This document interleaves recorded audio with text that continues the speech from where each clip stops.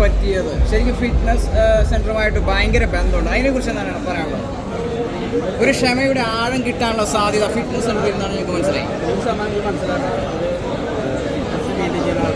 Sports ചെയ്യുന്ന ആൾക്കാരായി ആരായിരുന്നാലും അവരുടെ മൈൻഡിൽ ക്ഷമിക്കാനുള്ള കഴിവാണ്. അതിൻ്റെ കാരണം വെച്ച് കഴിഞ്ഞാൽ അവർ ഒരുപാട് തോൽവികൾ ഏറ്റെടുത്തിട്ടാണ് ജയം കണ്ടെത്തിയത്.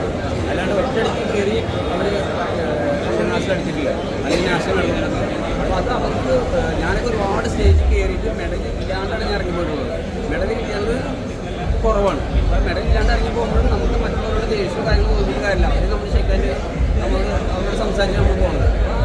ആ ഒരു ഫീല് പിന്നെ ഞാൻ ചിന്തിച്ചത് കഴിഞ്ഞ ഞാൻ പോകണതിൻ്റെ കാരണം ഞാൻ പ്രിപ്പയർ ആകില്ല. കാരണം ഒരു ചാൻസ് കിട്ടുന്നു.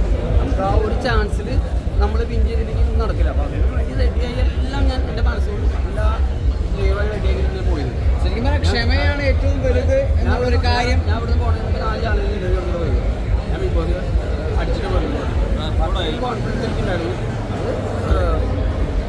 എന്ത് കാര്യത്തിലും പ്രിപ്പയർ കണ്ടെങ്കിൽ എല്ലാ കാര്യവും നമുക്ക് കിട്ടും. എന്ത് സമയം എൻ്റെ അടുത്തൊരു ഇതാണ് സിനിമയ്ക്ക് ഇറങ്ങുന്നത്. കാരണം വെച്ചിട്ടുണ്ടെങ്കിൽ ഞാൻ ബിഗ് ബോസ് പോയി തന്നെ അതിനോട് ആക്ടറാണെന്ന് വെച്ചിട്ടുണ്ട്. അപ്പോൾ എനിക്കൊരു ചാൻസാണ് ഏഷ്യനോടും ഡയറക്ടറിനോടും എല്ലാ ടീമിനോടും